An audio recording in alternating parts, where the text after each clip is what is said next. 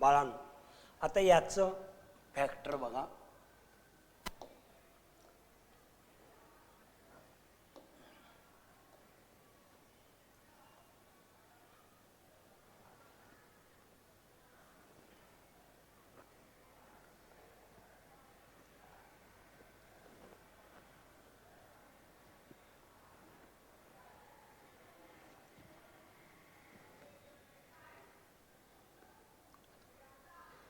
पहिल्यांदा इक्वेशन घ्या.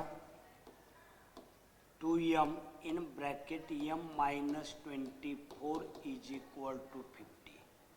यानं आत गुणलं 2m स्क्वेअर, m न m ला गुणले m स्क्वेअर मायनस 24 दुनी 48 m वजा 50 बरोबर 0.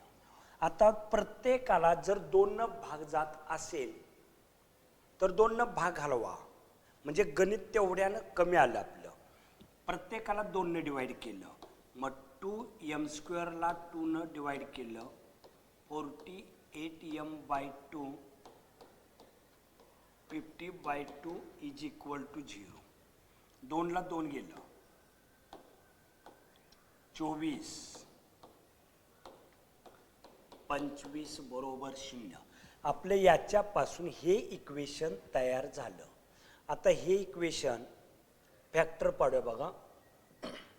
25 मायनस 25चं फॅक्टर 5 5 25 आणि 5 1 5.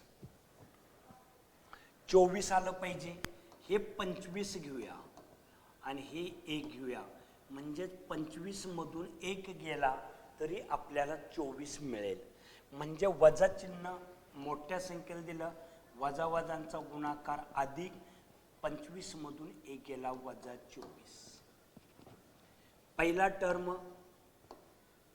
ह्या दोघांपैकी 1 घ्यायचा plus m minus 25m minus 25 is equal to 0.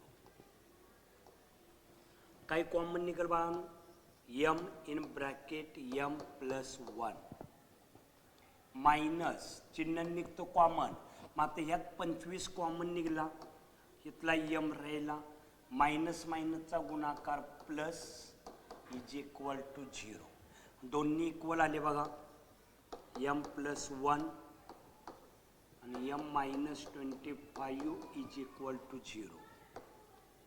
m plus 1 is equal to 0 और m minus 25 is equal to 0. m is equal to minus 1, m is equal to minus. आता माइनसचं काय होणार plus. Therefore -1 and 25 are the roots of the quadratic equation. -1 and 25 are the roots of the given quadratic equation.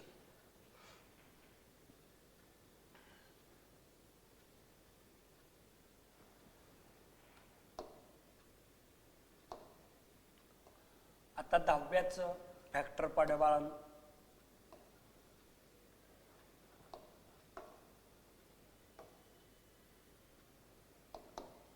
Equation लिहून घ्या. 25m square is equal to 9. त्याला अलीकडे आणलं 25m square minus 9 is equal to 0. 25m square minus 3 square is equal to 0. आता याचं factor कोणत्या पद्धतीने पाडूया. a square minus b square is equal to काय असणार बघा. या दोघांचे स्क्वेअर रूट घेतलं आणि एकदा प्लस एकदा मायनस. त्या पद्धतीनं याचं स्क्वेअर रूट 5m, त्याचं स्क्वेअर रूट 3, 5m3. एकदा प्लस चिन्ह द्या, एकदा minus is equal to 0.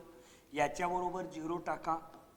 5m plus 3 is equal to 0 और 5m minus 3 is equal to 0.